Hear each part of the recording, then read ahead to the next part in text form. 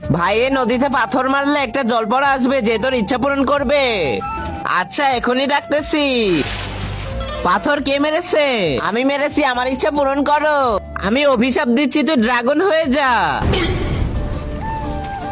আরে তুমি তো ইচ্ছা পূরণ করো, কিন্তু ওকে অভিশাপ কেন দিলে? কারণ তোমরা মানুষরা অনেক হারামি। একবার এক মানুষ ইচ্ছা চেয়ে আমার বউকে নিয়ে গেছে। ভাই আমাকে বাঁচিয়ে নে। আরে তুই চুপ থাক, না হলে তোর মুখ দিয়ে আগুন বের হচ্ছে। ঠিক আছে ভাই, তুমি যেটা বলো। যদি তোমার বউকে আমি এনে দেই তাহলে তুমি আমার বন্ধুকে ঠিক করে দিবে।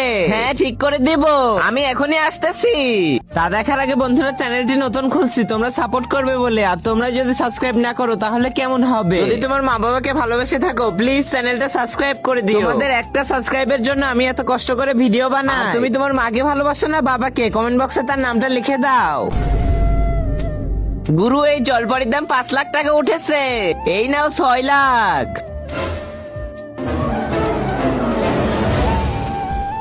জলপরা নিয়ে এসেছি জলপরীকে। আরে বাহ, আমার জলপরি এসে গেছে। ভাই তুই এখন বেঁচে যাবি। হ্যাঁ ভাই, তুমি আমাকে বাঁচিয়ে দিলে। আবে সালা, তুই আমার জলপরীকে জ্বালিয়ে দিলি।